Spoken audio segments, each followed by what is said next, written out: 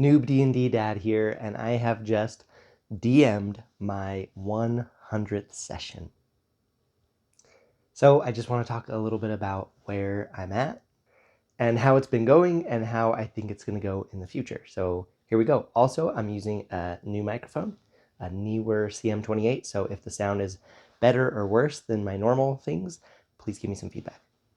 Okay, so first a breakdown of the sessions. So my son's campaign did 40 sessions in the Essentials kit, the Dragon of Icespire Peak, and the Army Veterans campaign did 40 sessions in the Dragon of Icespire Peak. And I could have hurried that through. That could have been a lot less, but I definitely improv'd a lot and let them just go wherever they wanted.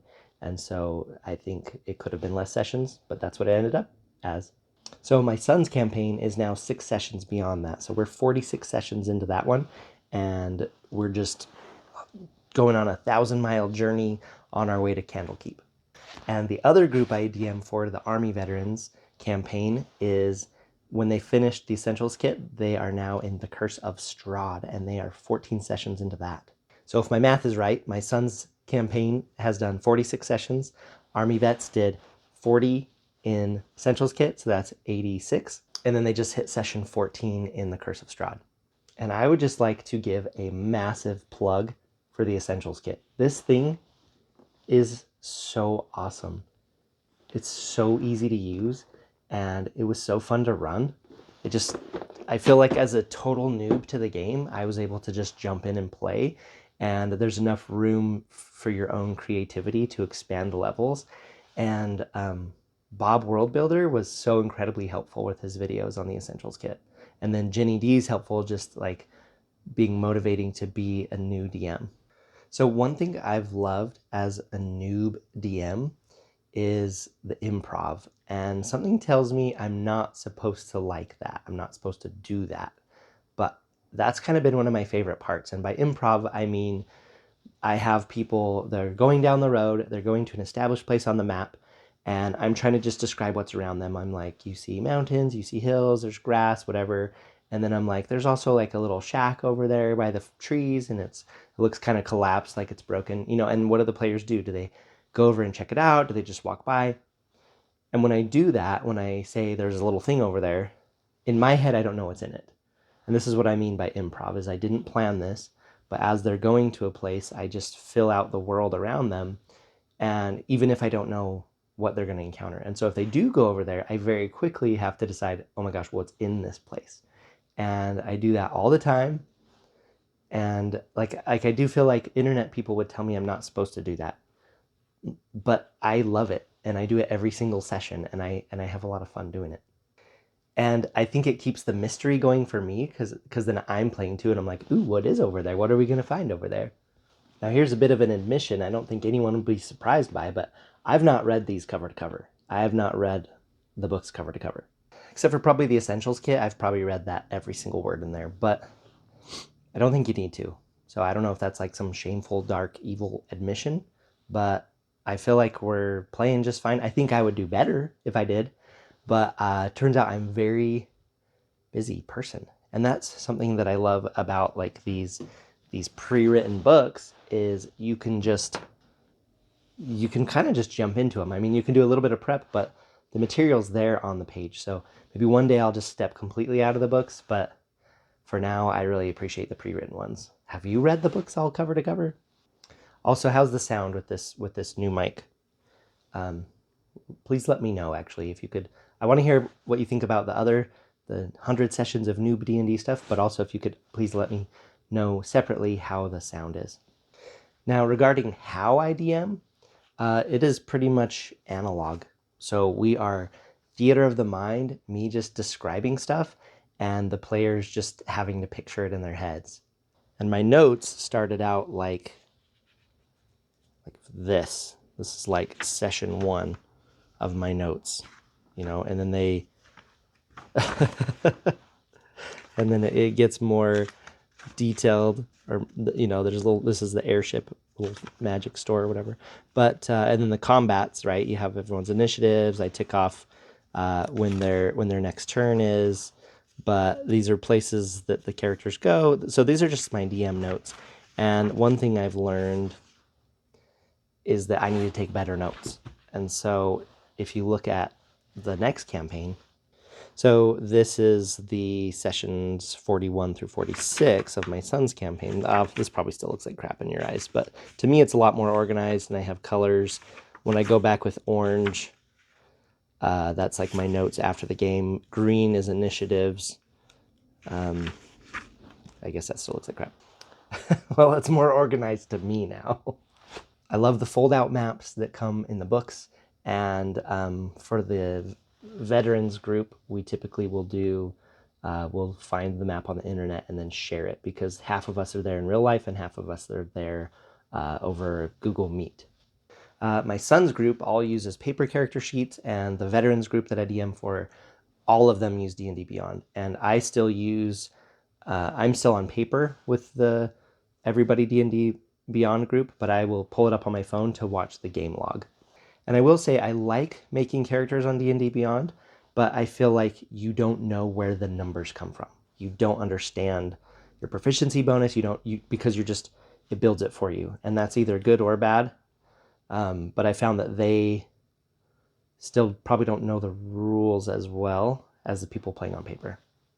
I will occasionally give the players maps or draw something so that they can see where they're at, like in combat or whatever.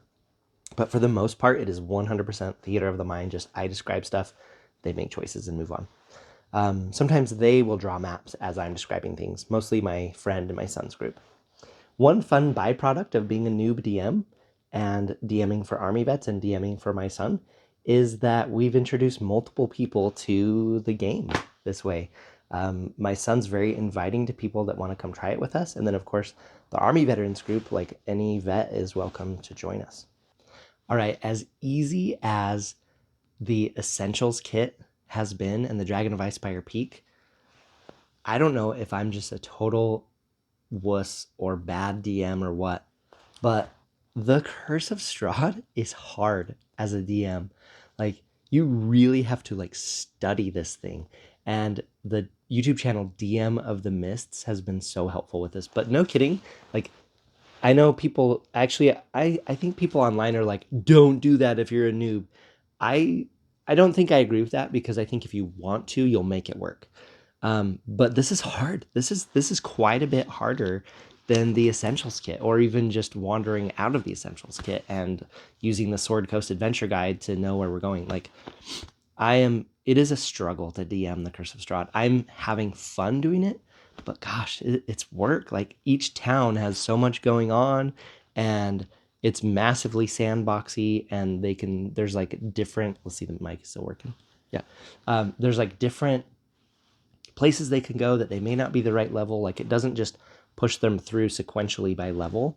And then there's also a lot of room for improv in here too. I'm not improving too much, but like there's some places where I feel like I need to add things. So Curse of Strahd's hard. I don't know what your feedback is on that, but I think Curse of Strahd is legitimately difficult to run. And it very much makes me still feel like a noob DM. Okay, quick update on the DMing for little kids. Here is my map for where, oh no, that is upside down. Here's my map for the little kids. Got the castle where they started. And there's all these different places they can go. Classic sea monster in the water. I think we've still just done 2 little kid sessions. Honestly, it's hard to get them all to sit down at once, and we are just going from place to place, and I feel like it's very busy. But they all want to, and we've kind of been delving into the world of D&D. Like, I showed them the D&D movie. My wife and I showed them the D&D movie, and they all loved it. We covered their eyes on some of the scary Red Wizard parts, but they loved it. We've read them The Hobbit, and I've showed them the Lord of the Rings movies. They're probably a little bit too early on Lord of the Rings, but I decided that I really wanted to show them normal people doing hard things, even if it's hard or if they don't want to, because it's the right thing to do. Plus, Lord of the Rings is awesome. So, of course, we did Fellowship through Return of the King extended. They haven't seen the Hobbit ones yet, because I don't think they really need to right now. And we have a whole bunch of little kid D&D books, like story books and little golden books and stuff that they've been loving. And I've started reading them Harry Potter. I've never read Harry Potter before, and so this is my first time reading it, and I'm reading it to them, and they are totally loving it, and we are like 200 and something pages into the first book. So we're going to read book 1, watch movie 1, read book 2, watch movie 2, so on and so forth. So that's where we are with the little kids D&D. I am still planning on doing it. I'm still very excited. It's just hard to get them all to sit down and hold still. But my son, my 9-year-old son, has DM'd for them probably more times than I have. Okay, really quick note on people watching this channel and subscribing. That I am so surprised and impressed with all the people that have taken time out of their lives and out of their gaming stuff to watch me and follow and subscribe and everything. And everybody has been so cool and nice. I've made some people angry and they've left. And but for the most part, everyone has been so nice and awesome. And I just want to say thank you for taking your precious time to follow me on this NOOB DM journey. I was wondering when I started this, I'm like, is this something people are gonna want to follow, like a NOOB DM? And it seems like some people are. So thank you for being here so much. And then along the same lines, comments and emails I've gotten have just been mostly very, very kind and supportive. So again, I thank you for that. I thank you for engaging with me and also for reaching out. So I really appreciate that. It's like a support group for this kind of difficult task of being a DM, and I truly appreciate it. Now, some of the most frequent comments I get are telling me to do other RPGs. And I'm not really interested in that because we're having a blast doing D&D. However, a couple I'm interested in is Star Trek Adventures. I want to try Star Trek Adventures. I really, really want to do that. I don't know who I would play with. Maybe my 6-year-old daughter and one of my army friends. But that's one RPG I'm interested in trying. And then another one that just keeps popping up everywhere is Shadow Dark. I like that the book is a little bit smaller than the other books, like height and width wise. And then I like the cool black and white artwork, and it seems to be a little more simple than D&D, and that's attractive. But there's not really any others that have caught my eye, but I know a lot of people are like, stop supporting Wizards of the Coast or whatever. But my groups are loving D&D, and they are wanting to play D&D, this game that has such a long, rich history. And it's so cool to just find so many people that are so passionate either way about this, and I love reading comments either way. If they criticize it or if they love it, it's fine. Thank you. I've also been making shorts on my channel that are like my deep, meaningful thoughts on the artwork of D&D. So I'd be curious if any of you guys watch the long stuff and the short stuff, if there's any crossover there. All right, well, 100 sessions in as a NOOB DM. This is totally just the beginning, and I'm having a blast. And it seems like the groups I'm playing with are having a good time. So stay tuned for more. Thank you for being here. Next up, when the Army veterans beat the Curse of Strahd, they're going to the Vecna Eve of Ruin. And when my son's group, they're at level 8 now. When they get to level 10, they are starting this. So once again, I'm going to be doing the same book for 2 groups, very different circumstances. But I love that because it's less prep. And it's fun to see how 2 groups do the same missions completely differently. Anyway, lots coming up. So stay tuned and thank you. Please give me any feedback on the audio of this, on any of the other videos, on this video, and then also if you have any feedback for the channel. Recently, I just made playlists to make it easier to find everything. So any feedback at all, I love it. So I will see you guys later. NOOB DM out.